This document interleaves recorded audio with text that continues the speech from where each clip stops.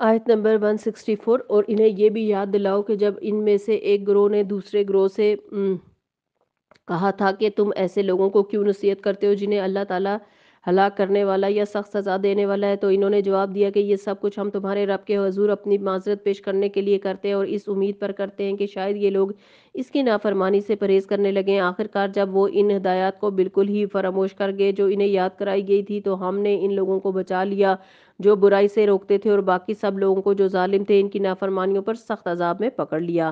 تو یاد رکھیے، جب کوئی قوم اللہ سبحانہ وتعالیٰ کا حکم نہیں مانتی تو پھر اللہ تعالیٰ کی پکڑ سے بچ بھی نہیں سکتی۔ بنی اسرائیل کے جس واقعے کا یہاں ذکر ہوا پیچھے بھی گزر چکا ہے کہ ان کا ایک گروہ سمندر یا دریا کے کنارے رہتا تھا جن کا پیشہ مچھلیاں پکڑنا تھا۔ انہیں جب اس سے منع کیا گیا کہ ہفتے کے دن مچھلیاں نہیں پکڑنی، تو یہ ہیلا سازی کر کے دوسرے وقت میں پکڑتے، حالانکہ وہ مچھلیاں ہوتی ہفتے والے دن ہی تھیں۔ تو اس پر قوم تین حصوں میں بٹ گئی۔ ایک وہ جو مچھلیاں پکڑ رہے تھے، برا کام کر رہے تھے اور اپنے اس عمل کو درست قرار دے رہے تھے، دوسرے وہ جو انہیں روک رہے تھے، اور تیسرے وہ جو خاموش تماشائی بنے ہوئے تھے۔ جب ان پر عذاب آیا تو وہ عذاب کیا تھا؟ انہیں بندر بنا دیا گیا، ان کی شکلیں بگاڑ دی گئیں، ان کا ذہن اور سوچ تو انسانوں والی تھی لیکن ان کا حال حلیہ اور حرکتیں بندروں والی تھی، کیونکہ انہوں نے اللہ تعالیٰ کے حکم میں تبدیلی کی تھی تو اللہ تعالیٰ نے ان کی شکلوں میں تبدیلی کر دی، کیونکہ سزا جو ہوتی ہے وہ عمل کے طریقے پر ہی ہوتی ہے، یعنی عمل کی قسم میں سے ہی ہوتی ہے۔ اب انہیں جب یہ سزا ملی تو اس میں صرف وہی لوگ بچائے گئے جو برائی سے روکتے تھے۔ ان میں ہمارے لیے ایک بہت بڑا سبق ہے، اور وہ یہ کہ امر بالمعروف و نہی عن المنکر اپنے اپنے طریقے پر کرنا بہت ضروری ہے، کیونکہ صرف برائی کو دیکھ کر خاموش تماشائی بن کر رہنا بھی اللہ کو پسند نہیں۔ آیت نمبر 166۔ پھر جب وہ پوری سرکشی کے ساتھ وہی کام کیے چلے گئے جس سے انہیں روکا گیا تھا، تو ہم نے کہا کہ بندر ہو جاؤ، ذلیل و خوار ہو جاؤ اور یاد کرو جبکہ تمہارے رب نے اعلان کر دیا کہ وہ قیامت تک برابر ایسے لوگ بنی اسرائیل پر مسلط کرتا رہے گا جو انہیں بدترین عذاب دیں گے۔ یقیناً تمہارا رب سزا دینے میں تیز دست ہے اور یقیناً وہ درگزر اور رحم فرمانے والا ہے۔ یہاں پر ایک بات قابل ذکر ہے کہ عام طور پر لوگوں میں یہ بات مشہور ہے کہ یہ جو بندر ہیں یہ موسیٰ علیہ السلام کی قوم ہے، حالانکہ ایسا نہیں ہے۔ روایات سے پتہ چلتا ہے کہ 3 دن وہ اس کیفیت میں رہے اور 3 دن کے بعد شدید بخار ان پر آیا اور اس کے بعد وہ مر گئے تھے، یعنی سب کے سب وہ لوگ جو بندر بنائے گئے تھے۔ تو آج کل جو بندر جنگلوں میں موجود ہیں یہ بندر ہی ہیں، ان کو اللہ تعالیٰ نے شروع سے ایسا ہی بنایا تھا، یہ کوئی موسیٰ علیہ السلام کی قوم نہیں ہے۔ آیت نمبر 168۔ وَقَطَّعْنَاهُمْ فِي الْأَرْضِ أُمَمًا مِّنْهُمُ الصَّالِحُونَ وَمِنْهُمْ دُونَ ذَلِكَ وَبَلَوْنَاهُمْ بِالْحَسَنَاتِ وَالسَّيِّئَاتِ لَعَلَّهُمْ يَرْجِعُونَ۔ ہم نے انہیں زمین میں ٹکڑے ٹکڑے کر کے بہت سی قوموں میں تقسیم کر دیا، کچھ لوگ ان میں سے نیک تھے اور کچھ ان سے مختلف، اور ہم انہیں اچھے اور برے حالات سے آزمائش میں مبتلا کرتے رہے شاید کہ وہ پلٹ آئیں۔ تو اس سے یہ پتہ چلتا ہے کہ امتحان ہر قوم کا، ہر حال، ہر طبقے کا ہوتا ہے۔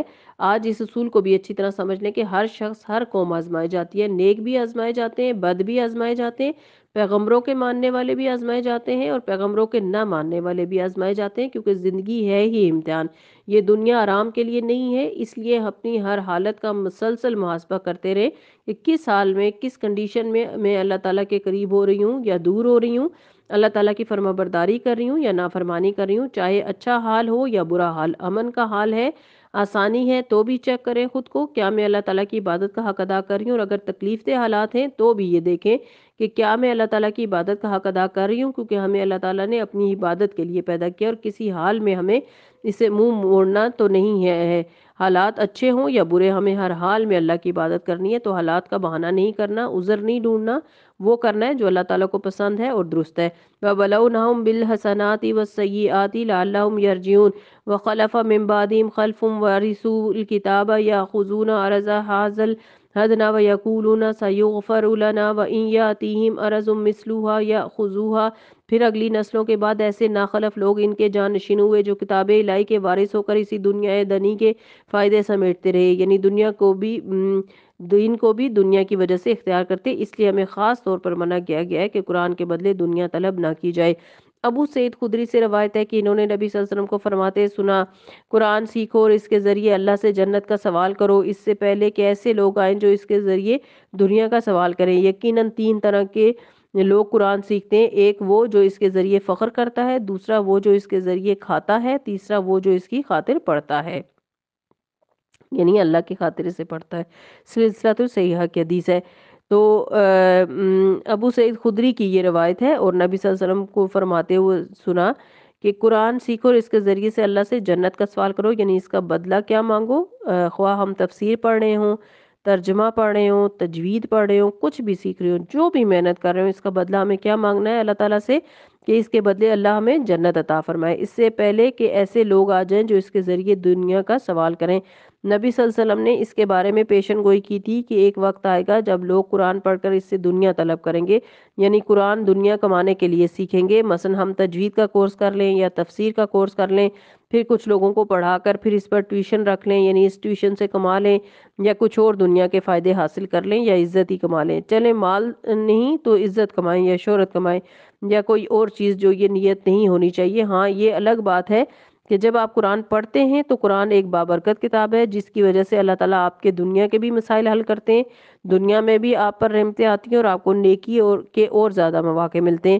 یہ سلسلہ الصحیحہ کی حدیث ہے، فرمایا یقیناً 3 طرح کے لوگ قرآن سیکھتے ہیں، ایک وہ جو اس کے ذریعے سے فخر کرتا ہے، یعنی سیکھ کر دوسروں کو حقیر سمجھنے لگے اور اپنا روب جماتے رہیں، دوسروں کو جاہل سمجھے اور خود کو بہت بڑا سمجھے، فخر کر رہے کرتے ہیں۔ دوسرے وہ جو اس کے ذریعے کھاتے ہیں، یعنی اس کو کمائی کا ذریعہ بنایا ہوا ہے۔ تیسرے وہ جو اس کو اللہ کی خاطر پڑھتا ہے، یعنی اللہ سبحانہ وتعالیٰ کی رضا حاصل کرنے کے لیے اس پر محنت کرتا ہے، خواہ وہ تلاوت قرآن ہو، خواہ وہ کسی کو سنانا ہو، خواہ کسی کی کو تدریس کرنی ہو، خواہ تراویح میں پڑھنا ہو یا پڑھانا ہو یا کسی بھی طرح۔ تو بنی اسرائیل میں کیا ہوا، ایسے لوگ جانشین بنے جو کتاب الہی کے وارث ہو کر اسی دنیا دنی کے فائدے سمیٹتے ہیں، یعنی انہوں نے دین کو صرف دنیا کمانے کا ذریعہ بنایا اور کہہ دیتے ہیں کہ توقع ہے کہ ہمیں معاف کر دیا جائے گا، اللہ بڑا غفور الرحیم ہے، اور اگر وہی متاع دنیا پھر سامنے آتی ہے تو پھر لپک کر اسے لے لیتے ہیں۔ کیا ان سے کتاب کا عہد نہیں لیا جا چکا کہ اللہ کے نام پر وہی بات کہیں جو حق ہے، اور یہ خود پڑھ چکے ہیں جو کتاب میں لکھا ہے، آخرت کی قیام کا تو خدا ترس لوگوں کے لیے بہتر ہے۔ کیا تم اسی سے اتنی سی بات نہیں سمجھتے؟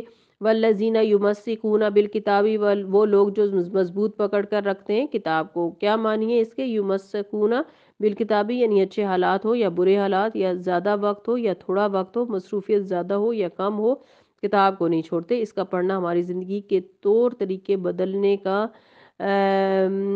ذریعہ ہو اور اس کا زیادہ سے زیادہ وقت ہمارا قرآن کے ساتھ گزرے۔ وہ لوگ جو کتاب کو مضبوط پکڑتے ہیں، جنہوں نے نماز قائم کر رکھی ہے، یقیناً ایسے نیک لوگ کردار لوگوں کا اجر ہم ضائع نہیں کرتے۔ انہیں وہ وقت بھی کچھ یاد ہے جب ہم نے پہاڑ کو ہلا کر ان پر اس طرح چھا دیا تھا گویا وہ چھتری ہے، اور یہ گمان کر رہے تھے کہ وہ آن پڑے گا، اور اس وقت ہم نے ان سے کہا تھا کہ جو کتاب ہم تمہیں دے رہے ہیں اسے مضبوطی کے ساتھ تھامو، اور جو کچھ اس میں لکھا ہے اسے یاد رکھو، توقع ہے کہ تم غلط روی سے بچ جاؤ گے۔ یعنی انسان اگر چاہتا کہ تقوی اختیار کرے، غلط راستوں سے بچے، غلط انجام سے بچے، آگ سے بچے، تو اس کے لیے ضروری ہے کہ کتاب و سنت کو مضبوطی سے تھامے۔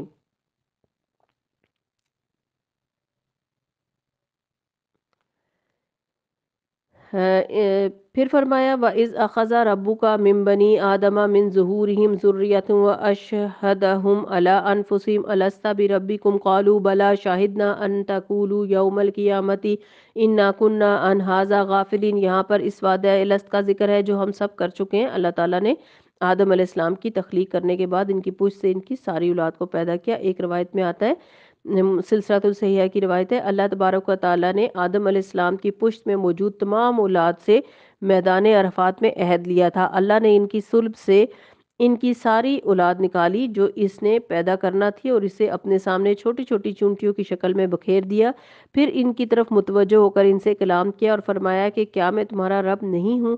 تو یہ عہد میدان عرفات میں ہوا تھا۔ اللہ تعالیٰ نے آدم علیہ السلام کی اولاد ایک ہی دفعہ میں پیدا کر لی اور اسے اپنے سامنے چھوٹی چھوٹی چونٹیوں کی شکل میں بکھیرا، پھر ان کی طرف متوجہ ہوا اور ان سے کلام کیا اور پوچھا کیا میں تمہارا رب نہیں ہوں؟ لوگوں نے کیا کہا؟ آپ ہی ہمارے رب ہیں۔ قالوا بلا، سب نے کہا کہ ہم، اور سب نے وعدہ بھی کیا ہوا ہے کہ اللہ تعالیٰ آپ ہی ہمارے رب ہیں۔ حماد بن سلمہ نے حدیث ہر بچہ فطرت پر پیدا ہوتا ہے کی تشریح میں کہا کہ اس کا مفہوم ہمارے نزدیک یہ ہے کہ یہ اس وقت کی بات ہے جب اللہ عز و جل نے روحوں سے عہد لیا جبکہ وہ اپنے باپوں کی پشتوں میں تھے۔ اس وقت کہا تھا الست بربکم قالوا بلا، کیا میں تمہارا رب نہیں ہوں؟ تو سب نے کہا تھا بلا، کیوں نہیں۔ سنن نبی داؤد کی روایت ہے۔ اور اے نبی صلی اللہ علیہ وسلم ان لوگوں کو یاد دلاؤ وہ وقت جب کہ تمہارے رب نے بنی آدم کی پشتوں سے ان کی نسل کو نکالا تھا اور انہیں خود پر گواہ بناتے ہوئے پوچھا تھا الستو بربکم، کیا میں تمہارا رب نہیں ہوں؟ سب نے کہا تھا بلا، کیوں نہیں۔ تو اس سے دو چیزیں پتہ چلتی ہیں، روح سے بھی عہد لیا گیا اور جسمانی شکل میں بھی اٹھایا گیا، دونوں طرح کی روایات آتی ہیں۔ تو انہوں نے کہا شاہدنا، ہم گواہی دیتے ہیں، ان تقولوا یوم القیامت انا کنا عن ھذا غافلین، کہیں تم قیامت کے روز یہ نہ کہہ دو کہ ہم تو اس سے بے خبر تھے، یا یہ نہ کہنے لگو کہ شرک کی ابتدا تو ہمارے باپ دادا نے ہم سے پہلے کی تھی اور ہم بعد کو ان کی نسل سے پیدا ہوئے۔ یعنی قیامت کے دن اللہ تعالیٰ جو سزا دے گا لوگوں کو ان کی غلط کاری پر، تو کوئی یہ بہانہ نہیں کر سکے گا کہ ہمارے پاس تو اسلام پہنچا ہی نہیں، کیونکہ اللہ تعالیٰ نے اپنی پہچان اور دین کی پہچان تو ہمارے پیدا ہونے سے پہلے، دنیا میں آنے سے پہلے ہی ہمیں کرا دی، اور ہماری پروگرامنگ اسی پر کر دی، اور ہمارے اندر ایک طلب رکھی، تشنگی رکھی، ایک پیاس رکھی کہ ہم حق کو تلاش کریں، حق کو پائیں، اور جو اس کو استعمال کرتے ہیں وہ حق کو پا بھی لیتے ہیں۔ لیکن جو لوگ صرف بہانے کریں کہ ہمیں باپ دادا ایسے ملے تھے اور ماحول ایسا تھا اس لیے نہیں کر سکے، تو یہ ان کا قصور ہے۔ پھر کیا آپ ہمیں اس قصور میں پکڑتے ہیں جو غلط لوگوں نے کیا تھا؟ دیکھو اس طرح ہم نشانیاں واضح طور پر پیش کرتے ہیں، اور یہ اس لیے کرتے ہیں کہ یہ لوگ پلٹ آئیں۔ وَاتْلُو عَلَيْهِمْ نَبَأَ الَّذِي آتَيْنَاهُ آيَاتِنَا، وہ محمد صلی اللہ علیہ وسلم کے سامنے اس شخص کا حال بیان کرو جس کو ہم نے اپنی آیات کا علم عطا کیا تھا، مگر وہ ان کی پابندی سے نکل بھاگا، آخرکار شیطان اس کے پیچھے پڑ گیا یہاں تک کہ وہ بھٹکنے والوں میں شامل ہو گیا۔ اگر ہم چاہتے تو اسے ان آیتوں کے ذریعے بلندی عطا کرتے، مگر وہ تو زمین کی طرف جھک گیا کیا رہ گیا اور اپنی خواہش نفس ہی کے پیچھے پڑ رہا، لہٰذا اس کی حالت کتے کسی ہو گئی۔ تو اس پر حملہ کرو تب بھی زبان لٹکائے رہے، اور اسے چھوڑ دو تب بھی زبان لٹکائے رہے۔ یہی مثال ان لوگوں کی ہے جو ہماری آیات کو جھٹلاتے ہیں۔ یہاں اگرچہ ایک خاص شخصیت کی طرف اشارہ کیا گیا ہے جس کو اللہ تعالیٰ نے دین کا علم دیا اور اس کی وجہ سے عزت اور رتبہ دیا، لیکن وہ دنیاوی خواہشات اور دنیا کی محبت میں مبتلا ہو کر اس کی بھی آزمائش ہوئی، اس نے دین کو خیر آباد کہہ دیا، دین کو بیچ ڈالا اور دین کے بدلے دنیا کمائی۔ تو اللہ سبحانہ وتعالیٰ نے اس کی مثال کتے سے دی ہے کہ ایسا شخص کتے کی طرح ہے کہ اگر اس پر حملہ کرو، یعنی اس کی طرف کچھ بھی پھینکو، اس کو بھگانے کے لیے بھی اگر آپ پتھر پھینکیں گے تو ایک دفعہ پتھر کو ضرور دیکھے گا کہ کہیں یہ ہڈی تو نہیں ہے، یعنی اس قدر لالچی جانور ہے، اور ہر وقت وہ صرف اپنے ٹارگٹس کو دیکھتا رہتا ہے، اور اس کی شہوت جو ہے وہ اسے باقی تمام کاموں پر حاوی ہے۔ تو جب کبھی کسی بھی انسان کی، خواہ وہ کتنا ہی پڑھا لکھا ہو کیوں نہ ہو، کتنا بھی بڑا اسکالر کیوں نہ ہو، کتنا بھی بڑا دیندار کیوں نہ ہو، جب اس کی خواہشات نفس اس پر غالب آ جاتی ہیں تو بعض اوقات وہ اس کو اتنا کنٹرول کر لیتی ہیں کہ وہ اللہ تعالیٰ کی اطاعت بھول جاتا ہے۔ پھر ایسے بندے کو اللہ تعالیٰ دنیا اور آخرت میں رسوا کرتا ہے۔ اس مثال کے ذریعے ہم سب کو سمجھایا گیا ہے، کیونکہ پیچھے بتایا گیا ہے کہ اللہ تعالیٰ کی کتاب یا اللہ تعالیٰ کے دین کو دنیا کمانے کا ذریعہ نہ بناؤ۔ یہاں یہ مثال دے دی گئی کہ جو کرتے ہیں پھر ان کا انجام کیا ہوتا ہے۔ فَقْصُصِ الْقَصَصَ لَعَلَّهُمْ يَتَفَكَّرُونَ، ان کے لیے قصہ بیان کیجئے شاید کہ یہ غور و فکر کریں۔ تو ایسی غلطی نہ دہرائیں۔ کون سی غلطی؟ دین کے بدلے دنیا طلب کرنے کی اور دنیا ہی کے پیچھے پڑ جانے کی اور دنیا ہی کے پیچھے دوڑنے کی۔ بڑی ہی بری مثال ہے ایسے لوگوں کی جنہوں نے ہماری آیات کو جھٹلایا، وہ آپ اپنے ہی اوپر ظلم کرتے ہیں۔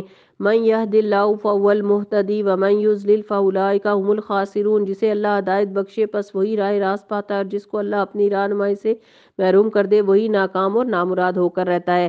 اور یہ حقیقت ہے کہ بہت سے جن و انس ایسے ہیں جنہیں ہم نے جہنم ہی کے لیے پیدا کیا، یعنی اس کا مطلب یہ نہیں کہ اللہ تعالیٰ نے انہیں جہنم کا ایندھن بنا کر پیدا کیا، اس کا مطلب یہ کہ اللہ سبحانہ وتعالیٰ نے انہیں سارے دل، کان، آنکھیں دی تھیں، سمجھنے کے مواقع دیے تھے، پیغمبروں کو بھیجا سمجھانے کے لیے، لیکن جب انہوں نے نہیں مانا، اپنے لیے یہی راستہ اختیار کیا، تو اللہ تعالیٰ نے انہیں پھر بھی اللہ تعالیٰ نے پھر انہیں اسی کا اذن دے دیا۔ دیکھیے دو راستے ہیں، ایک راستہ جہنم کا، ایک جنت کا۔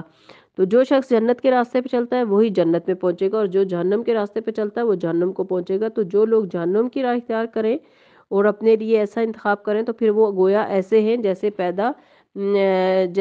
پیدا ہی اسی لیے ہوئے ہیں۔ ان کا قصور بتایا گیا ہے کہ کون جہنم میں جائے گا، جو سوچ سمجھ سے کام نہیں لیتے۔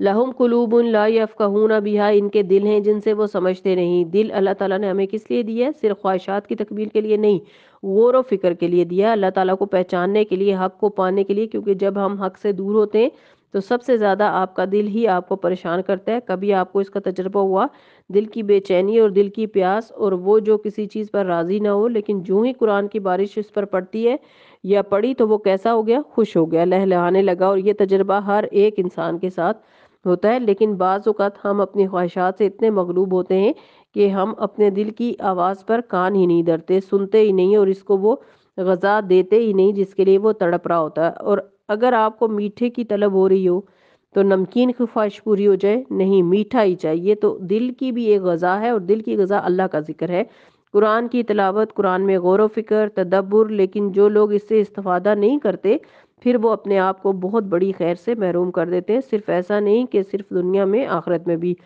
ان کے پاس آنکھیں ہیں مگر ان سے دیکھتے نہیں، یعنی کائنات میں غور و فکر نہیں کرتے، قرآن کو نہیں دیکھتے، نہیں پڑھتے، نہیں سمجھتے۔ ان کے پاس کان ہے مگر وہ ان سے سنتے نہیں۔ کیا نہیں سنتے؟ حق بات نہیں سنتے، باقی تو دنیا بھر کی باتیں سنتے ہیں۔ اپنی مرضی یا پسند کی چیزیں تو خوب سنتے ہیں، جیسے بہت سے لوگ میوزک سننے کے اپنی زندگی کو میں ایک فریضہ سمجھتے ہیں میوزک سننا، تو انہیں پھر اور کسی چیز سے چین نہیں آتا۔ تو ایسے میں اللہ سبحانہ تعالیٰ حساب لیں گے کہ میں نے تمہیں کان اس لیے تو نہیں دیے تھے کہ تم صرف دل لبانے والی چیزیں سنتے رہو، تمہیں دیے تھے کہ اگر اللہ تعالیٰ کی ہدایت اور نصیحت کی بات بھی سنو اور سمجھو۔ تو جو لوگ اپنے دل، کان اور آنکھ سے وہ کام نہ لیں جس کے لیے اللہ تعالیٰ نے انہیں پیدا کیا، تو ایسے لوگ اللہ تعالیٰ کی نگاہ میں کیسے ہیں، کس مرتبے پر ہیں؟ اولئک کل انعام، یہ مویشی جانور کی طرح ہیں، یہ گائے بھیڑ کی طرح ہیں، بل ہم اضل، بلکہ ان سے بھی زیادہ بھٹکے ہوئے، اولئک ہم الغافلون، یہ ہیں وہ جو غفلت میں کھوئے ہوئے ہیں۔ وَلِلَّهِ الْأَسْمَاءُ الْحُسْنَى فَادْعُوهُ بِهَا، اللہ ہی کے لیے ہیں اچھے اچھے کام، اس کو اچھے ہی ناموں سے پکارو۔ تو ہمیں اللہ کے اسماء حسنہ کے ساتھ اللہ تعالیٰ سے دعا کرنی چاہیے۔ وَذَرُوا الَّذِينَ يُلْحِدُونَ فِي أَسْمَائِهِ، اور چھوڑ دو ان لوگوں کو جو اس کے ناموں میں الحاد کرتے ہیں، یعنی وہ نام دیتے ہیں جو اللہ تعالیٰ کو جو اللہ تعالیٰ نے اپنے لیے رکھے ہی نہیں ہیں، اور جو ان ناموں کو یاد کرے جو اللہ تعالیٰ نے اپنے لیے رکھے، ان کا کیا اجر ہے؟ اس کے لیے جنت ہے۔ صحیح بخاری کی حدیث ہے، رسول اللہ صلی اللہ علیہ وسلم نے فرمایا، بے شک اللہ تعالیٰ کے 99 نام ہیں، یعنی ایک کم 100، جو شخص ان سب کو محفوظ رکھے گا وہ جنت میں داخل ہوگا۔ یعنی جس کے سینے میں ہوں گے، جو انہیں پڑھے گا، الاسماء الحسنہ کے کارڈز جن میں قرآن و حدیث کی روشنی میں اوتھینٹک نام لکھے گئے ہیں، کیونکہ عموماً نام جو پڑھے جاتے ہیں ان میں سے کچھ صفات ہوتی ہیں جنہیں نام بتایا گیا ہے، تو یہ درست نہیں، یہ بھی ایک طرح سے الحاد ہوتا ہے۔ یعنی جس نام کو اللہ تعالیٰ نے اپنا نام کے طور پر نہیں بتایا، نہ وہ قرآن میں ہے نہ سنت میں ہے، اسے ہم اپنی سوچ یا پسند سے اللہ تعالیٰ کا نام نہیں بنا سکتے، کیونکہ ہمیں کوئی حق نہیں کہ کسی کا بھی نام بدل دیں، چاہے لاڈ پیار میں ہی بدلیں۔ کیا کسی کو حق ہے کہ ہمارا نام بدلے، چاہے محبت میں بدلے؟ نہیں۔ تو اللہ رب العزت جو ساری کائنات کا مالک ہے، جب اس نے اپنے لیے یہ نام پسند کیے ہیں، خود اپنے کتاب میں بھیجے ہیں یا پھر اپنے حبیب محمد صلی اللہ علیہ وسلم کو بتائے ہیں، تو صرف انہی ناموں کو نام کہنا چاہیے، باقی ناموں کو نام نہیں کہنا چاہیے، کیونکہ اللہ تعالیٰ نے اپنے لیے وہ نام رکھے ہی نہیں ہیں۔ اس لیے ہم نے بہت غور و فکر کے بعد، تحقیق کے بعد الہدا نے یہ نام چھاپے ہیں، انہیں روز پڑھتے رہنا چاہیے، تو انشاءاللہ آپ سب اللہ تعالیٰ کو پہچان پائیں گے۔ اس میں اردو اور انگلش دونوں کا ترجمہ اس کارڈ میں، الاسماء الحسنہ کے کارڈ میں موجود ہے۔ اسے آپ قرآن مجید میں رکھ دیں اور روزانہ جب تلاوت کر چکیں، اس کے بعد یا اس سے پہلے کسی ایک وقت میں وہ سارے نام پڑھ کر اپنے لیے کوئی دعا کر لیا کریں، تو اس طرح وہ نام آپ کو یاد ہو جائیں گے۔ ناموں کا مطلب بھی آنا چاہیے، کیونکہ صرف ہم نام پڑھنا ہی کافی نہیں بلکہ سمجھ کر پڑھنا ضروری ہے۔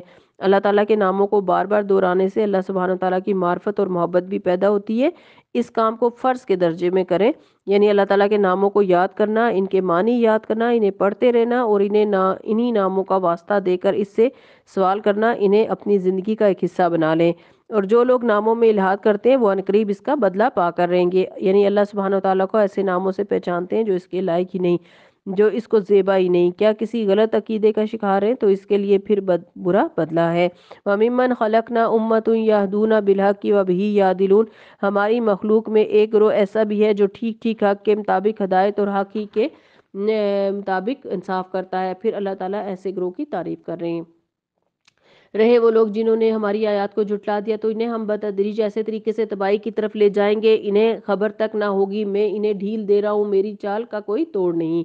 یعنی جو لوگ دنیا میں اس وقت آزادی کا مزہ لے رہے ہیں، اللہ تعالیٰ کے بندوں پر ظلم و زیادتی کر رہے ہیں، وہ یہ نہ سمجھے کہ یہ آزادی ہمیشہ ان کے پاس ہی رہے گی، ایک دن یہ سب کچھ ان سے لے لیا جائے گا، پھر اللہ تعالیٰ ہی نے ان کے اعمال کا بدلہ دے گا۔ اولم یتفکروا ما بصاحبہم من جن ان ہوا الا نذیر مبین، اور کیا ان لوگوں نے کبھی سوچا نہیں کہ ان کے رفیق پر جنون کا کوئی اثر نہیں، یعنی محمد صلی اللہ علیہ وسلم کو کوئی جنون لاحق نہیں، اور وہ تو ایک خبردار کرنے والا ہے جو صاف صاف متنبع کر رہا ہے۔ کیا ان لوگوں نے آسمان اور زمین کے انتظام پر غور نہیں کیا، اور کسی چیز کو بھی جو اللہ نے پیدا کی آنکھیں کھول کر دیکھا؟ غور و فکر کی دعوت دی جا رہی ہے۔ اور کیا یہ بھی انہوں نے نہیں سوچا کہ شاید ان کی مہلت زندگی پوری ہونے کے وقت قریب آ لگا ہو، پھر آخر پیغمبر کی اس تنبیہ کے بعد اور کون سی بات ایسی ہو سکتی ہے جس پر یہ ایمان لائیں؟ یعنی اللہ تعالیٰ نے ہدایت کے لیے مختلف ذرائع رکھے ہیں، جس میں کائنات میں غور و فکر بھی ایک ذریعہ ہے، اور اس کے ساتھ ساتھ پیغمبروں کی وارننگ بھی، لیکن کچھ لوگ مان کر نہیں دیتے۔ کیوں نہیں مانتے؟ وجہ کیا ہوتی ہے نہ ماننے کی؟ حق کے انکار کی کیا وجہ ہے؟ ذرا سوچئے۔ خواہشات نفس کی پیروی، دل نہیں مانتا، دل میں کچھ اور چھایا ہوا ہے۔ ساری دنیا سے لڑنا آسان ہے، اپنے آپ سے لڑنا اور اپنے آپ کو کنٹرول کرنا اور اپنا محاسبہ کرنا، اپنے آپ کو غلط قرار دینا سب سے مشکل کام ہے، اور جو اس میں کامیاب ہو جائے وہی دراصل کامیاب ہے، کہ اپنی غلطی کو غلطی مان لے، کیونکہ بعض لوگ اپنی غلطی کو ماننے کے بجائے کتاب اللہ میں نقص نکالنا شروع کر دیتے ہیں، دین میں خرابیاں ڈھونڈنا شروع کر دیتے ہیں، دین والوں کی خرابیوں کو اپنی خرابی کی وجہ بتاتے ہیں، انہیں الزام دینے لگتے ہیں۔ تو کیا اس سے معاملہ حل ہو جائے گا؟ نہیں۔ جس کو اللہ رہنمائی سے محروم کر دے، اس کے لیے پھر کوئی رہنمائی نہیں، اور اللہ انہیں ان کی سرکشی میں بھٹکتا ہوا چھوڑ دیتا ہے۔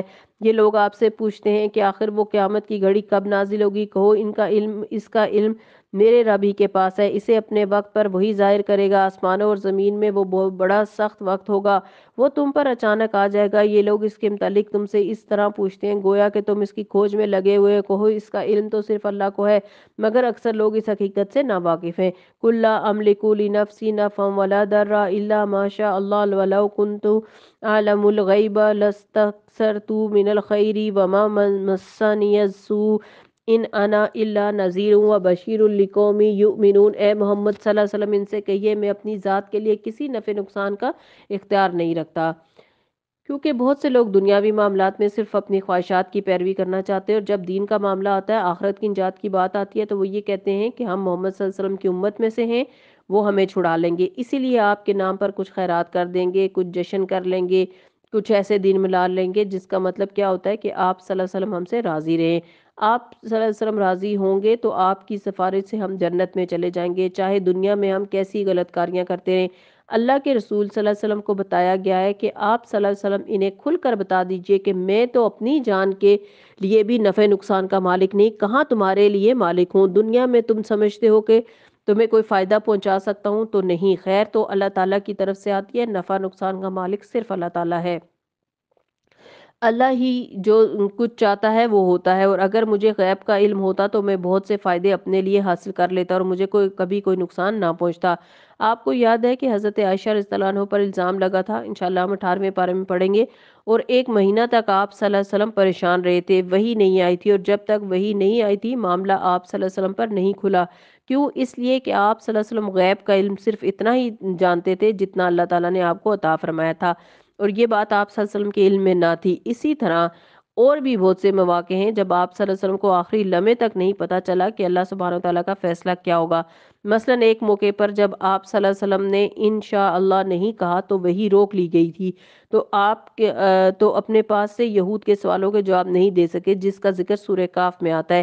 اسی طرح یہودی عورت نے جو زہر ملا دیا تھا اس بکری میں جس کی آپ کو دعوت دی گئی تھی، تو آپ کو معلوم نہیں تھا، اسی لیے آپ صلی اللہ علیہ وسلم نے اس میں سے کچھ کھا لیا تھا۔ فرمایا اگر مجھے غیب کا علم ہوتا تو بہت سے فائدے اپنے لیے حاصل کر لیتا، مجھے کبھی کوئی نقصان نہ پہنچتا۔ تو پیغمبر علیہ السلام کو نقصان پہنچنے کا مقصد کیا ہے؟ اس سے کیا پتہ چلتا ہے کہ آپ صلی اللہ علیہ وسلم غیب نہیں جانتے، اگر جانتے ہوتے تو پہلے سے پیش بندی کر لیتے۔ میں تو محض ایک خبردار کرنے والا اور خوشخبری پہنچانے والا ہوں ان لوگوں کے لیے جو میری بات مانے۔ وہ اللہ ہی ہے جس نے تمہیں ایک جان سے پیدا کیا اور اسی کی جن سے اس کا جوڑا بنایا، یعنی آدم اور حوا علیہ السلام سے، تاکہ اس کے پاس سکون حاصل کر سکو۔ پھر جب مرد نے عورت کو ڈھانک لیا تو اسے ایک خفیف سا حمل رہ گیا، جسے لیے لیے وہ چلتی پھرتی۔ پھر جب وہ بوجھل ہو گئی تو دونوں نے مل کر اللہ اپنے رب سے دعا کی کہ اگر تو نے ہم کو اچھا سا بچہ دیا تو ہم تیرے شکر گزار ہوں گے، مگر جب اللہ نے انہیں بچہ دے دیا تو وہ اس کی اس بخشش اور عنایت میں دوسروں کو اس کا شریک ٹھہرانے لگے۔ اللہ بہت بلند و برتر ہے ان مشرکانہ باتوں سے جو یہ لوگ کرتے ہیں۔ کیسے نادان ہیں یہ لوگ کہ انہیں خدا کا شریک ٹھہراتے ہیں جو کسی چیز کو بھی پیدا نہیں کرتے بلکہ خود پیدا کیے جاتے ہیں، جو نہ ان کی مدد کر سکتے ہیں نہ آپ اپنی مدد پر قادر ہیں۔ اگر تم انہیں سیدھی راہ پر آنے کی دعوت دو تو وہ تمہارے پیچھے نہ آئیں، خواہ تم انہیں پکارو خواہ خاموش رہو، دونوں صورتوں میں تمہارے لیے یکساں ہی رہے۔ تم لوگ اللہ کو چھوڑ کر جسے پکارتے ہو وہ تو محض بندے ہیں۔ تو اس سے کیا پتہ چلتا ہے کہ کسی انسان کی قبر پر جا کر دعائیں نہیں مانگنی چاہیے؟ اللہ تعالیٰ تو ہر جگہ سنتا ہے اور ہر ایک کی سنتا ہے، اس لیے یہ دعا صرف اللہ تعالیٰ سے کرنی چاہیے۔ مولانا الطاف حسین حالی اللہ ان پر اپنی رحمت فرمائے نے اپنی مسدس میں اس بات کو بہت بہترین طریقے سے بیان کیا ہے جو آج مسلمان کر رہے ہیں۔ وہ کہتے ہیں کہ کرے غیر اگر بت کی پوجا تو کافر، جو ٹھہرائے بیٹا خدا کا تو کافر، جھکے آگ پر بغرض سجدہ تو کافر، کواکب میں مانے کرشمہ تو کافر، مگر مومنوں پر کشادہ ہیں راہیں، پرستش کریں شوق سے جس کی چاہیں، نبی کو جو چاہیں خدا کر دکھائیں، اماموں کا رتبہ نبی سے بڑھائیں، مزاروں پہ جا جا کے نظریں چڑھائیں، شہیدوں سے جا جا کے مانگیں دعائیں، نہ توحید میں کچھ خلل اس سے آئے، نہ اسلام بگڑے نہ ایمان جائے۔ یعنی مسلمان اللہ تعالیٰ کو چھوڑ کر قبروں پر جا جا کے بزرگوں سے دعائیں مانگ رہے ہیں، پیغمبروں سے دعائیں مانگتے ہیں، فرشتوں سے مانگتے ہیں اور جنات سے بعض اوقات مدد طلب کرتے ہیں، تو یہ تو اسلام کے سراسر خلاف ہے، توحید کے سراسر خلاف ہے۔ ایسی تمام چیزوں سے انسان کا ایمان برباد ہو جاتا ہے، اور اگر ایمان ہی نہ رہے تو عمل صالح اس کو کچھ فائدہ نہیں دے سکتا۔ پھر اللہ تعالیٰ واضح طور پر بتاتے ہیں جنہیں تم اللہ کو چھوڑ کر پکارتے ہو وہ تو بندے ہیں، ان سے دعائیں مانگ کر تو دیکھو، یہ تمہاری دعاؤں کا جواب دیں اگر اس کے بارے میں تمہارے خیالات صحیح ہیں۔ کیا یہ پاؤں رکھتے ہیں کہ ان سے چلیں، خواہ پتھر کے بت ہوں یا قبروں میں لیٹے ہوئے مردے؟ کیا یہ ہاتھ رکھتے ہیں کہ ان سے پکڑیں؟ کیا یہ آنکھیں رکھتے ہیں کہ ان سے دیکھیں؟ کیا یہ کان رکھتے ہیں کہ ان سے سنیں؟ اے محمد صلی اللہ علیہ وسلم ان سے کہیے کہ بلا لو اپنے ٹھہرائے ہوئے شریکوں کو، پھر تم سب مل کر میرے خلاف تدبیریں کرو اور مجھے ہرگز مہلت نہ دو۔ میرا حامی اور ناصر وہ خدا ہے جس نے یہ کتاب نازل کی، اور وہ نیک آدمیوں کی حمایت کرتا ہے۔ وَهُوَ يَتَوَلَّى الصَّالِحِينَ، وہ صالح لوگوں کو دوست رکھتا ہے، شرک کرنے والوں کو نہیں۔ وَالَّذِينَ تَدْعُونَ مِن دُونِهِ لَا يَسْتَطِيعُونَ نَصْرَهُمْ وَلَا أَنفُسَهُمْ يَنصُرُونَ، بخلاف اس کے جن لوگوں کو تم اللہ کو چھوڑ کر پکارتے ہو، نہ وہ تمہاری مدد کر سکتے ہیں، نہ خود اپنی مدد کرنے کے قابل ہیں، بلکہ تم اگر انہیں سیدھی راہ پر آنے کے لیے کہو تو وہ تمہاری بات سن کر بھی نہیں سکتے۔ بظاہر انہیں ایسا لگتا ہے کہ تمہاری طرف دیکھ رہے ہیں، مگر فی الواقع کچھ بھی نہیں دیکھتے۔ خُذِ الْعَفْوَ وَأْمُرْ بِالْعُرْفِ وَأَعْرِضْ عَنِ الْجَاهِلِينَ، اے نبی صلی اللہ علیہ وسلم نرمی اور درگزر کا طریقہ اختیار کیجئے، معروف کی تلقین کیجئے اور جاہلوں سے نہ الجھیے۔ اگر کبھی شیطان آپ کو اکسائے تو اللہ کی پناہ مانگیے، وہ سب کچھ سننے اور جاننے والا ہے۔ حقیقت میں جو لوگ متقی ہیں ان کا حال تو یہ ہے کہ کبھی شیطان کے اثر سے کوئی برا خیال انہیں چھو جائے، یعنی شیطان ان کو وسوسہ، کوئی شرک کی بات، کوئی بے حیائی کی بات کہے تو فوراً چوکنے ہو جاتے ہیں، اور پھر انہیں صاف نظر آنے لگتا ہے کہ ان کے لیے صحیح طریقہ کیا ہے۔ رہے ان کے شیاطین بھائی بند تو وہ انہیں ان کی کجروی میں کھینچے لیے جاتے ہیں اور انہیں بھٹکانے میں کوئی کسر اٹھا نہیں رکھتے۔ جب تم ان کے سامنے کوئی نشانی یا معجزہ پیش نہیں کرتے تو یہ کہتے ہیں کہ تم نے اپنے لیے کوئی نشانی کیوں نہ انتخاب کی۔ ان سے کہیے میں تو صرف اس وحی کی پیروی کرتا ہوں جو میرے رب نے میری طرف بھیجی، یہ بصیرت کی نشانیاں ہیں تمہارے رب کی طرف سے، اور ہدایت اور رحمت ان لوگوں کے لیے جو اسے قبول کریں۔ پھر ایک اور اہم ہدایت، وَإِذَا قُرِئَ الْقُرْآنُ فَاسْتَمِعُوا لَهُ وَأَنصِتُوا لَعَلَّكُمْ تُرْحَمُونَ، جب قرآن تمہارے سامنے پڑھا جائے تو اسے توجہ سے سنو اور خاموش رہو، شاید کہ تم پر بھی رحمت ہو جائے۔ اس سے کیا پتہ چلتا ہے کہ جب قرآن مجید کی تلاوت لگی ہوئی ہو تو اس وقت بھی خاموشی سے سننا چاہیے اور باتیں نہیں کرنی چاہیے۔ اے محمد صلی اللہ علیہ وسلم اپنے رب کو صبح و شام یاد کرو، دل ہی دل میں زاری اور خوف کے ساتھ، اور زبان سے بھی ہلکی آواز کے ساتھ، تم ان لوگوں میں سے نہ ہو جاؤ جو غفلت میں پڑے ہوئے ہیں، اور صبح و شام نمازیں بھی پڑھنی چاہیے اور اذکار بھی کرنے چاہیے۔ ان الذین عند ربک لا یستکبرون عن عبادتی ویسبحون ولہ یسجدون، جو فرشتے تمہارے رب کے حضور تقرب کا مقام رکھتے ہیں وہ کبھی اپنے بڑائی کے گمانڈ میں آ کر اس کی عبادت سے منہ نہیں موڑتے اور اس کی تسبیح کرتے ہیں اور اس کے آگے جھکے رہتے ہیں۔ یہ فرشتوں کی طرف دراصل اشارہ ہے، اس میں سجدہ تلاوت بھی آیا ہے۔ فرشتے جو ہیں وہ دن رات اللہ تعالیٰ کے ذکر کرتے ہیں، کسی لمحے وہ رکتے نہیں ہیں، تھکتے نہیں ہیں، چھوڑتے نہیں ہیں، ہر وقت یہ اللہ تعالیٰ کے ذکر کی حالت میں رہتے ہیں۔ نبی صلی اللہ علیہ وسلم نے فرمایا، اللہ تعالیٰ فرماتا ہے میں اپنے بندے کے ساتھ ہوں اس وقت تک جب بھی وہ مجھے یاد کرتا ہے اور میری یاد میں اپنے ہونٹ ہلاتا ہے۔ صحیح بخاری کی حدیث ہے۔ تو اللہ تعالیٰ کی مدد اس بندے کو حاصل ہوتی ہے، اور پھر انسان نماز کی حالت میں اللہ تعالیٰ کو یاد کرتا ہے اور ہر حال میں چپ کے بھی اور اونچی آواز میں بھی تو ذکر کرتا رہتا ہے۔ تو یہاں جہاں تک سجدہ تلاوت کا تعلق ہے تو رسول اللہ صلی اللہ علیہ وسلم نے فرمایا، جب کوئی آدمی سجدہ تلاوت والی آیت پڑھ کر سجدہ کر لے تو شیطان روتے ہوئے دور ہٹ جاتا ہے اور کہتا ہے افسوس مجھ پر، ابن آدم کو سجدے کا حکم ملا تو اس نے سجدہ کیا، اس کے لیے جنت ہے، اور مجھے بھی سجدے کا حکم ملا لیکن میں نے انکار کیا، میرے لیے جہنم ہے۔ صحیح مسلم کی حدیث ہے۔ تو اس آیت میں سب جہاں جہاں بیٹھیں آپ کا رخ قبلہ کی طرف ہی ہے، سب سجدے کے لیے جھک جائیں اور سجدہ کیجئے اور سجدے میں یہ دعا پڑھیے، سجد وجہی للذی خلقہ وشق سمعہ وبصرہ بحولہ وقوتہ فتبارک اللہ احسن الخالقین۔ تو آپ سب نے شیطان کو رلا دیا، اس لیے نماز شوق سے پڑھا کیجئے تاکہ شیطان روتا رہے، آپ کا دشمن روتا رہے۔ دیکھیے انسانوں میں سے جب کسی کو دشمن سمجھتے ہیں تو اس کے پیچھے پڑ جاتے ہیں۔ شیطان تو سب سے بڑا دشمن ہے، انسانوں سے دشمنی ختم کریں، شیطان کی طرف رخ موڑیں۔ یہاں پر ہماری سورہ انعام جو سورہ اعراف کمپلیٹ ہوئی الحمدللہ، اور یہاں سے سورہ الانفال شروع ہو رہی ہے۔ بسم اللہ الرحمن الرحیم۔ سورہ الانفال جو ہے یہ مدنی صورت ہے، جنگ بدر کے بعد نازل ہوئی تھی یہ۔ یسألونک عن الانفال قل الانفال للہ والرسول فاتقوا اللہ واصلحوا ذات بینکم واطیعوا اللہ ورسولہ ان کنتم مؤمنین۔ تم سے انفال یعنی غنیمت کے متعلق پوچھتے ہیں، کیونکہ یہ اسلام اور کفر کے درمیان پہلی جنگ تھی، اس کے بعد مسلمانوں کو مال غنیمت ملا تھا۔ کہ یہ انفال تو اللہ اور اس کے رسول کے ہیں، پس تم لوگ اللہ سے ڈرو اور اپنے آپس کے تعلقات درست کرو اور اللہ اور اس کے رسول کی اطاعت کرو اگر تم مومن ہو۔ مسلمانوں اور اہل مکہ کے درمیان پہلا غزوہ ہوا تھا، پہلی جنگ ہوئی تھی 2 ہجری میں، غزوہ بدر، جس میں مسلمانوں کو فتح نصیب ہوئی اور کافی مال غنیمت حاصل ہوا۔ مال ایسی چیز ہے جس کی وجہ سے اچھے بھلے سمجھدار عقل مند لوگوں کے درمیان جھگڑے پیدا ہو جاتے ہیں، تو اس کی تقسیم کے بارے میں چونکہ کوئی قانون موجود نہیں تھا، اس لیے مسلمانوں کے درمیان کچھ اختلافات پیدا ہوئے۔ اس پر اللہ سبحانہ وتعالیٰ کی طرف سے رجوع کیا گیا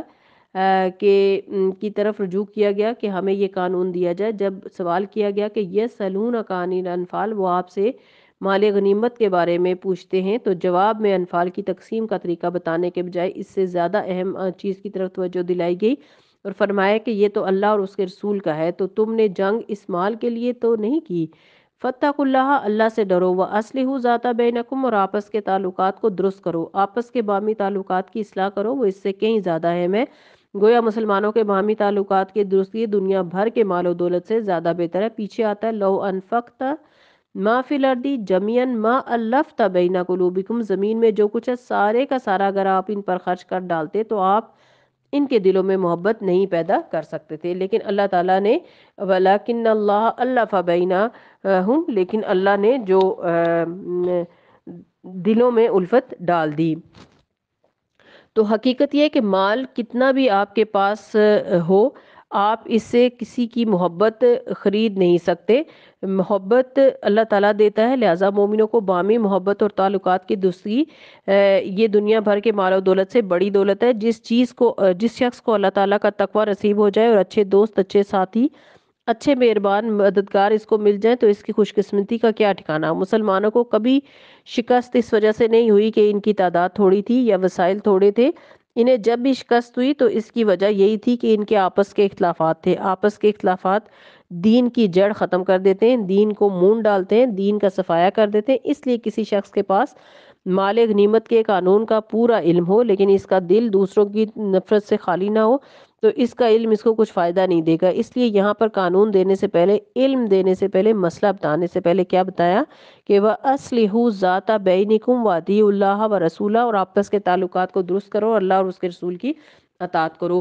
ان کنتم مومنین، اگر تم مومن ہو۔ انما المومنون الذین، بے شک مومن تو وہ لوگ ہوتے ہیں، اذا ذکر اللہ، جب اللہ کا ذکر کیا جاتا ہے، وجلت قلوبہم، ان کے دل کانپ اٹھتے ہیں، واذا تلیت علیہم آیاتہ، جب اس کی آیات ان پر پڑھی جاتی ہیں، وزادتہم ایمانا، ان کا ایمان بڑھ جاتا ہے، وعلی ربہم یتوکلون، اور وہ اپنے رب پر بھروسہ کرنے لگتے ہیں، توکل کرنے لگتے ہیں۔ یہ ہے مومن۔ اس معیار پر اپنے آپ کو پرکھ کر دیکھیں ہم سب کہ کیا واقعی ہم سب مومن ہیں، کیا ہم بھی مومنوں کی صفوں میں ہیں؟ جب اللہ کا نام لیا جائے، اللہ کا ذکر کیا جائے، اذا ذکر اللہ، تو ہم اس کے بارے میں سنجیدہ ہو جائیں، ہمارے دل کانپ اٹھیں، اللہ تعالیٰ کا نام لیتے ہی ہمارے دلوں کی حالت بدل جائے، یعنی خوشی ہو جائیں یا ڈر جائیں، ہمارے دل ویسے کے ویسے ہی نہ رہیں جیسے اللہ تعالیٰ کا ذکر آنے سے پہلے تھے، یعنی اللہ تعالیٰ کا ذکر ہمارے دل کو ہلانے کا سبب ہو، ہمارے دل ہل جائیں۔ سوچئے کیا مجھ پر یہ کیفیت آتی ہے؟ کیا اللہ تعالیٰ کے ذکر سے میرے بھی آنسو بہتے ہیں؟ کیا میری آنکھیں تر ہوتی ہیں؟ وَإِذَا تُلِيَتْ عَلَيْهِمْ آيَاتُهُ زَادَتْهُمْ ایمانا، اور جب آیات کی تلاوت ان پر کی جاتی ہے تو ان کا ایمان بڑھ جاتا ہے۔ کیا واقعی میرا ایمان بڑھتا ہے اور کیا ہمارے آنسو بہتے ہیں آیات سن کر؟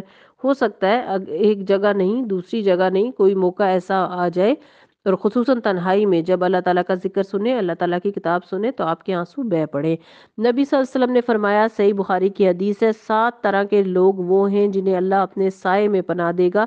ان میں سے ایک وہ شخص بھی ہے جس نے اللہ کو یاد کیا اور اس کی آنکھیں بہہ پڑیں۔ اللہ تعالیٰ ہمیں ان لوگوں میں شامل فرمائے، آمین۔ اللہ کی یاد میں رو پڑنا، اللہ تعالیٰ کو یاد کر کے، کیا خوبصورت تجربہ ہے، اور اگر آپ کے ساتھ ایسا نہیں ہوا تو اس کا مطلب ہے کہ ایمان کمزور ہے، دلوں کو زنگ لگا ہوا ہے، اس کو موت کی یاد سے، اللہ تعالیٰ کی یاد سے دھونے کی ضرورت ہے، اور وہ اپنے رب پر بھروسہ رکھتے ہیں، جو نماز قائم کرتے ہیں اور جو کچھ ہم نے انہیں دیا ہے اس میں سے خرچ کرتے ہیں۔ ایسے ہی لوگ حقیقی مومن ہیں، ان کے لیے ان کے رب کے پاس بڑے درجے ہیں، قصوروں سے درگزر اور بہترین رزق۔ اس مال غنیمت کے معاملے میں بھی ویسی ہی صورت پیش آ رہی ہے جیسی اس وقت پیش آئی تھی جب کہ تیرا رب تجھے حق کے ساتھ تیرے گھر سے نکال لایا تھا، یعنی جنگ بدر کے میدان میں لے آیا، اور مومنوں میں سے ایک گروہ کو یہ سخت ناگوار تھا، یعنی وہ جنگ کے لیے ابھی ذہنی طور پر تیار ہی نہیں تھے، وہ اس حق کے معاملے میں تجھ سے جھگڑ رہے تھے، حالانکہ وہ صاف صاف نمایاں ہو چکا تھا۔ ان کا حال یہ تھا کہ گویا وہ آنکھوں دیکھے موت کی طرف آکے جا رہے ہیں، یعنی خطرے کا سامنا کرنے سے گھبرا رہے تھے۔ یاد کرو وہ موقع جب کہ اللہ تم سے وعدہ کر رہا تھا کہ دونوں گروہوں میں سے ایک تمہیں مل کر رہے گا، یعنی 2 گروہوں میں سے مراد ایک ابو سفیان کا تجارتی قافلہ یا قریش کا لشکر جو مکہ کی طرف آ رہا تھا، مکہ کی طرف سے مدینہ آ رہا تھا مسلمانوں سے لڑائی کرنے کے لیے۔ تم چاہتے تھے کہ کمزور گروہ تمہیں ملے، یعنی جو تجارتی قافلہ تھا جس پر 50,000 اشرفی کا سامان لدا ہوا تھا، جس کو پکڑنا بھی آسان تھا، جو نہتا تھا، جن کے پاس اسلحہ بھی نہیں تھا، جن کے پاس مال بھی بہت تھا، تو بظاہر فائدہ ہی فائدہ نظر آ رہا تھا۔ پھر وہی بات ظاہری دنیا کی جو رونق ہے یا ظاہری فائدہ اور شارٹ کٹ نظر آتا ہے، انسان فوراً ڈھونڈتا ہے اور وہ کام کرنا چاہتا ہے جس سے اسے فوری فائدہ ہو۔ دوسری طرف قریش کا لشکر جو پورا لیس ہو کر اس اسلحے سے، ہتھیاروں سے مقابلے کے لیے آ رہا تھا، اور مسلمانوں کے پاس اس وقت صرف 313 جنگجو تھے یا جنگ میں حصہ لینے والے لوگ تھے، اور صرف 2 اونٹ اور چند گھوڑے تھے۔ مسلمان ہر لحاظ سے کمزور تھے، لیکن اللہ سبحانہ وتعالی مسلمانوں کو اس کمزوری کے باوجود فتح سے ہمکنار کرنا چاہتا تھا، تو یہ بڑی فتح تھی، یہ بڑی کامیابی تھی، یعنی ایک طرف تو لشکر قریش اور اس کو ختم کرنا اور اللہ تعالیٰ کے بڑے بڑے دشمنوں کا خاتمہ کرنا لکھا ہوا تھا، اور اس کو کئی گنا بڑا لشکر ہوتے ہوئے ہرا دینا اور واقعی کامیابی کا ایک اعلیٰ معیار حاصل کرنا تھا، جبکہ دوسری طرف 40-50 سواروں کا جتھا جن کے پاس 40-50 ہزار اشرفیوں کا سامان ہے، کوئی ہتھیار بھی نہیں ہے، انہیں جا کر یکا یک دبوچ لینا اور سارا مال اکٹھا کر لینا۔ تعویل تو یہ بھی کی جا سکتی تھی کہ ہم ذرا یہ سارا مال لوٹ لیں جو کہ ہمارے ہی پیسوں سے جو چھوڑ کر مکہ میں آئے تھے، اس سے بزنس کمایا ہوا ہے، تو پھر جب ہم معاشی طور پہ مضبوط ہو جائیں گے پھر ان سے مقابلہ کر لیں گے۔ لیکن اللہ کیا چاہتا تھا کہ اس وقت جو ائمۃ الکفر ہیں انہیں ختم کر دیا جائے تاکہ آئندہ کے لیے اسلام کے پھیلنے اور پھلنے پھولنے کی راہیں ہموار ہو جائیں۔ فَعَسَىٰ أَن تَكْرَهُوا شَيْئًا وَيَجْعَلَ اللَّهُ فِيهِ خَيْرًا كَثِيرًا۔ سورہ نساء میں اللہ فرماتے ہیں ہو سکتا ہے کہ تمہیں ایک چیز ناپسند ہو اور اللہ نے اسی میں خیر رکھ دی ہو۔ تو کبھی بھی ہمیشہ ظاہر میں اچھی چیز جو نظر آتی ہو ضروری نہیں کہ وہ اچھی ہو، اس دھوکے سے باہر نکلیے۔ اس میں ایک واقعہ جو بیان کیا گیا جنگ بدر کے حوالے سے یہی کہ مسلمان اس وقت چاہتے تھے کہ وہ تجارتی قافلے کو لوٹ لیں، اور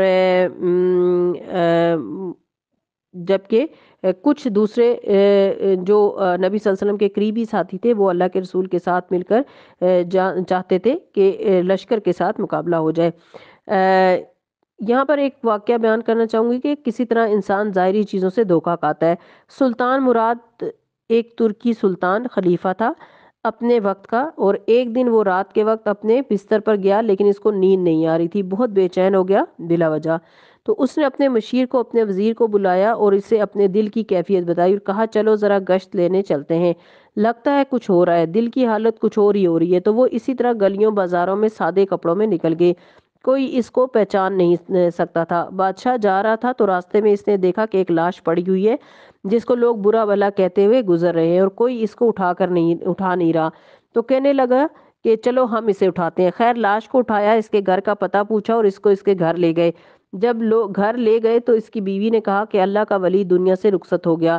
تو بادشاہ نے بڑا حیران ہو کر پوچھا کہ لوگ تو اس کو برا بھلا کہہ رہے تھے اور بیوی اس کو اچھا کہہ رہی ہے اور اللہ کا ولی کہہ رہی ہے، تو گواہی کس کی قبول ہوگی، بیوی کی؟ اس نے بیوی سے پوچھا کہ اس کے اندر کیا خوبی تھی؟ اس نے کہا کہ میرے شوہر کا ہر روز رات کو طریقہ یہ تھا کہ وہ جا کر شراب بیچنے والی دکانوں سے بھاری مقدار میں شراب لا کر گھر میں ضائع کر دیتا تھا تاکہ کم سے کم لوگ شراب پئیں، اور جو عورتیں رات کے وقت برا کام کرنے کے لیے نکلتی تھیں انہیں پیسے دے کر گھر بیچ دیتا تھا تاکہ وہ زنا نہ کریں۔ لوگ بظاہر یہ دیکھتے تھے کہ یہ شخص ڈھیر شراب خریدتا ہے اور روز لے جاتا ہے پینے کے لیے، اور یہ فاحشہ عورتوں سے باتیں کرتا ہے، تو یہ انتہائی بدترین انسان ہے۔ اس بنا پر وہ اس کو گالیاں دیتے اور اس کو برا بھلا کہتے، اور اس کی لاش راستے میں پڑی رہی، اسے کوئی اٹھا نہیں رہا تھا، حالانکہ وہ شخص کچھ اور تھا۔ اب آپ دیکھیے کہ ایک شخص برائی کو ختم کرنے کے لیے ایک اچھا طریقہ اختیار کیے ہوئے ہے کہ جس کو کوئی، یعنی ایک ایسا طریقہ اس نے اختیار کیا ہوا ہے کہ جس کو کوئی سمجھ بھی نہیں سکتا، اور اس بنا پر وہ لوگوں کی نظروں میں برا بنا ہوا ہے، لیکن حقیقت میں وہ لوگوں کا کس قدر خیر خواہ ہے کہ اپنا مال لگا کر اپنے بیوی بچوں کا حق مار کے وہ لوگوں کو جہنم سے بچانے کی فکر میں ہے۔ سمجھانے کے علاوہ ان سے عملی طور پر وہ برائیاں ختم کر رہا ہے، ہاتھ سے برائی کو روک رہا ہے، یہ بھی برائی کو روکنے کا طریقہ ہے ہاتھ سے۔ بظاہر بعض اوقات ایک انسان کسی ایسی جگہ پر آپ کو نظر آ سکتا ہے جو کہ ٹھیک نہیں، اور آپ اس کے بارے میں بہت بری رائے دے رکھیں، بہت برا گمان رکھیں، لیکن آپ کو نہیں معلوم کہ وہ کیا کر رہا ہے۔ ٹھیک ہے کہ انسان کو منع کیا گیا ہے کہ بری جگہوں پر نہ جائے، برے کاموں میں نہ پڑے، لیکن بعض اوقات کسی کو تو گندگی صاف کرنے کے لیے جھاڑو اٹھانا ہی پڑتا ہے اور اپنے کپڑوں کو گندا کرنا ہی پڑتا ہے، باتیں سننی ہی پڑتی ہیں۔ تو ایسی صورت میں ہمیں ججمنٹل ہونے کی ضرورت نہیں ہوتی۔ اس دنیا کا جو ظاہری دھوکہ ہے اس سے بچنا بڑا ہی مشکل ہوتا ہے۔ ہم کسی کے گرد تھوڑی سی بھیڑ دیکھ لیں تو اس کو بہت نیک سمجھنے لگتے، ہم کسی کو تھوڑا سا نماز روزہ کرتے دیکھ لیں تو اس کو ولی اللہ سمجھنے لگتے ہیں، حالانکہ ہمیں نہیں پتا کہ وہ دکھاوے کے لیے کر رہا ہے یا واقعی اللہ تعالیٰ کو خوش کرنے کے لیے۔ اصل فیصلے تو کل ہونے ہیں قیامت کے دن، وہاں کے لیے کچھ کریں، اور لوگ جو غلط کر رہے ہیں ان کے لیے اچھا سوچیں اور انہیں اچھے راستے پر لگائیں، اور اگر کوئی نہیں مانتا تو اپنی راہ لیں، کسی کے لیے دل میں غل حسد بغض نہ رکھیں۔ تو بہرحال اللہ سبحانہ وتعالیٰ کچھ اور چاہتا تھا، تم چاہتے تھے کہ کمزور گروہ تمہیں ملے، مگر اللہ کا ارادہ یہ تھا کہ اپنے ارشادات سے حق کو حق کر دکھائیں اور کافروں کی جڑ کاٹ دے، تاکہ حق حق ہو کر رہے اور باطل باطل ہو کر رہے، خواہ مجرموں کو یہ کتنا ہی ناگوار کیوں نہ ہو۔ اور وہ موقع جبکہ تم اپنے رب سے فریاد کر رہے تھے، جواب میں اس نے فرمایا میں تمہاری مدد کے لیے پے در پے 1000 فرشتے بھیج رہا ہوں۔ یہ بات اللہ نے تمہیں صرف اس لیے بتا دی ہے کہ تمہیں خوشخبری ہو اور تمہارے دل اس سے مطمئن ہو جائیں، ورنہ مدد تو جب بھی ہوتی ہے اللہ ہی کی طرف سے ہوتی ہے۔ تو بعض اوقات اللہ تعالیٰ بتا دیتے ہیں، دکھا دیتے ہیں، بعض اوقات بغیر محسوس طریقے سے مدد کرتے ہیں جو انسان کو پتہ بھی نہیں چلتا۔ یقیناً اللہ زبردست اور دانا ہے، اور وہ وقت جبکہ اللہ اپنی طرف سے غنودگی کی شکل میں تم پر اطمینان اور بے خوفی کی کیفیت طاری کر رہا تھا، اور آسمان سے تمہارے اوپر پانی برسا رہا تھا تاکہ تمہیں پاک کر دے اور تم سے شیطان کی ڈالی ہوئی نجاست کو دور کر دے اور تمہاری ہمت بندھائے اور اس کے ذریعے سے تمہارے قدم جما دے، اور وہ وقت جبکہ تمہارا رب فرشتوں کو اشارہ کر رہا تھا کہ میں تمہارے ساتھ ہوں، تم اہل ایمان کو ثابت قدم رکھو، میں ابھی ان کافروں کے دلوں میں رعب ڈالے دیتا ہوں، پس تم ان کی گردنوں پر ضرب اور جوڑ پر چوٹ لگاؤ، یہ اس لیے کہ ان لوگوں نے اللہ اور اس کے رسول کا مقابلہ کیا، اور جو اللہ اور اس کے رسول کا مقابلہ کرے اللہ اس کے لیے نہایت سخت گیر ہے۔ یہ ہے تم لوگوں کی سزا، اب اس کا مزہ چکھو، اور تمہیں معلوم ہو کہ حق کا انکار کرنے والوں کے لیے دوزخ کا عذاب ہے، اے ایمان والو، جب تم لشکر کی صورت میں کفار سے دو چار ہو تو اس کے مقابلے میں پیٹ نہ پھیرو۔ جس نے ایسے موقع پر پیٹ پھیری الا یہ کہ جنگی چال کے طور پر ایسا کرے یا کسی دوسری فوج سے جا ملنے کے لیے، تو اللہ کے غضب میں گر جائے گا، اس کا ٹھکانہ جہنم ہوگا اور وہ ایک بہت بری جائے باز گشت ہوگا۔ بس حقیقت یہ ہے کہ تم نے انہیں قتل نہیں کیا بلکہ اللہ نے انہیں قتل کیا، اور تو نے نہیں پھینکا بلکہ اللہ نے پھینکا، اور مومنوں کے ہاتھ جو اس کام میں استعمال کیے گئے یہ اس لیے تھا کہ اللہ مومنوں کو ایک بہترین آزمائش سے کامیابی کے ساتھ گزارے۔ یقیناً اللہ سننے اور جاننے والا ہے۔ یہ معاملہ تو تمہارے ساتھ ہے، اور کافروں کے ساتھ معاملہ یہ ہے کہ اللہ ان کی چالوں کو کمزور کرنے والا ہے۔ ان کافروں سے کہہ دو اگر تم فیصلہ چاہتے ہو تو فیصلہ تمہارے سامنے آ گیا ہے۔ اصل میں مکہ سے روانہ ہوتے وقت مشرکین نے کعبہ کے پردے کو پکڑ کر یہ دعا کی تھی کہ اے اللہ، آج جو حق پر ہے وہ جیت جائے۔ تو مسلمان جیت گئے تھے۔ اللہ تعالیٰ فرماتا ہے فیصلہ تو آ گیا تمہارے پاس، اب باز آ جاؤ، تمہارے لیے یہی بہتر ہے، ورنہ پھر پلٹ کر اسی حماقت کا اعادہ کرو گے تو ہم بھی اسی سزا کا اعادہ کریں گے، اور تمہاری جمعیت خواہ وہ کتنی ہی زیادہ ہو کچھ کام نہ آ سکے گی، اللہ مومنوں کے ساتھ ہے۔ اے ایمان والو، اللہ اور اس کے رسول کی اطاعت کرو، اور حکم سننے کے بعد اس سے سرتابی نہ کرو، ان لوگوں کی طرح نہ ہو جاؤ جنہوں نے کہا کہ ہم نے سنا حالانکہ وہ نہیں سنتے۔ کیا حکم دیا گیا؟ اللہ اور اس کے رسول صلی اللہ علیہ وسلم دونوں کی بات مانی جائے اور انکار نہ کیا جائے، اور ان لوگوں کی طرح نہ ہو جاؤ جو کہیں ہاں ہاں ٹھیک ہے، سر ہلا دیا، یہ سن لیا ٹھیک ہے، لیکن انہیں سمجھ نہیں آئی ہوتی اور اس کا عمل نہیں بدلتا۔ سننے والوں کا تو عمل بدل جاتا ہے۔